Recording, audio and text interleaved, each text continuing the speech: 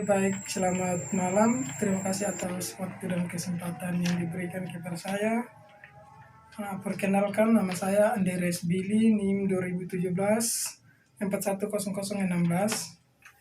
Di sini saya akan menjelaskan sedikit tentang materi teknologi pengolahan lingkungan ternak. Oke, baik. Ini saya langsung saja. Yang pertama itu tentang peranan faktor lingkungan. Secara umum, produktivitas ternak dipengaruhi oleh faktor genetik dan lingkungan, sehingga bibit unggul itu di mana mengalami kawin silang dan seleksi bertahap dan tidak memberikan produktivitas yang maksimal jika tidak didukung oleh lingkungan ternak yang nyaman. Yang berikutnya itu klasifikasi faktor lingkungan. Di sini klasifikasi faktor lingkungan ternak dapat diklasifikasikan menjadi dua, yaitu lingkungan abiotik dan lingkungan biotik. Di sini lingkungan biotik meliputi semua faktor fisik dan kimia. Sedangkan lingkungan abiotiknya itu merupakan interaksi antara perwujudan atau makanan, air, predasi, penyakit, serta instruksi sosial dan seksual.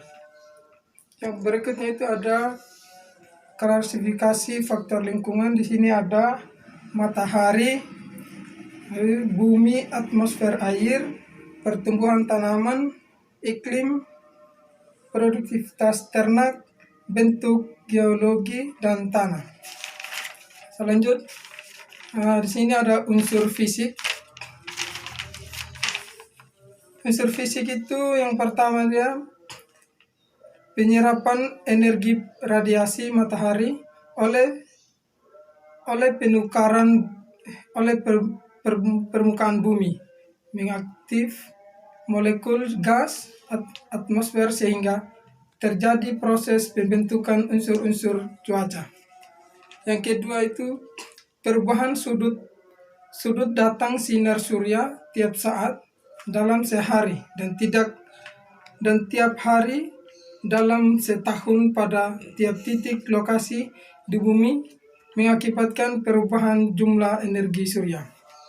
Yang berikut, perubahan tersebut meliputi pemanasan dan pendinginan udara, gerakan vertikal dan horizontal udara, penyerapan dan kondensasi uap air atau pengembangan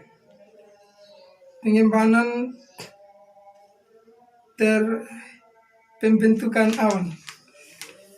Yang berikut, keadaan sesaat dari cuaca serta perubahannya dapat dirasakan atau kuantitatif dan ukuran berdasarkan perubahan fisika atmosfer yang kita istilahkan unsur cuaca. Yang berikut itu radiasi matahari. Radiasi matahari yang diterima di permukaan bumi merupakan sumber energi untuk proses-proses fisika atmosfer. Proses-proses fisika tersebut menentukan keadaan cuaca dan iklim atmosfer bumi. Yang berikutnya pengaruh atmosfer bumi. Sini radiasi matahari memasuki sistem atmosfer menuju permukaan bumi atau daratan dan lautan. Radiasi tersebut akan dipengaruhi oleh gas-gas aerosol serta awan yang ada di atmosfer. Sebagian radiasi akan dipantulkan kembali, sebagiannya lagi diserap dan sisanya diteruskan di permukaan bumi berupa radiasi langsung. Yaitu yang berikut suhu udara. Suhu udara adalah ukuran dari intensitas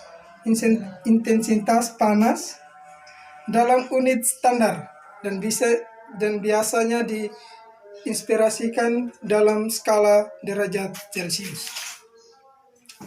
Lanjut, penyebaran suhu menurut ruang dan waktu. Pada lapisan atmosfer, secara umum suhu semakin tinggi dari permukaan bumi. Hal tersebut dapat dijelaskan dengan faktor-faktor berikut. Udara, sini udara merupakan penyimpanan panas terburuk, sehingga suhu udara sangat dipengaruhi oleh permukaan bumi. Lalu lautan, sini lautan mempunyai kapasitas panas yang lebih besar daripada daratan, sehingga meskipun daratan merupakan penyimpanan panas yang lebih buruk, tetapi karena udara bercampur secara dinamis, maka pengaruh permukaan lautan secara vertikal. Yang berikut kelembapan udara. Kelembapan udara menggambarkan kandungan uap air di udara yang dapat dinyatakan sebagai kelembapan mutlak atau kelembapan udara kandungan uap air. Yang berikut pergerakan udara atau angin.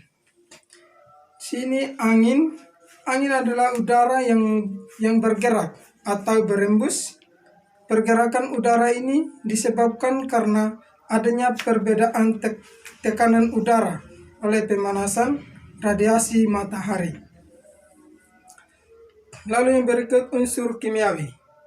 Unsur kimiawi merupakan unsur dari luar yang mempengaruhi ternak seperti pakan, karena pakan mengandung nutrisi yang meliputi energi, protein, vitamin, dan mineral.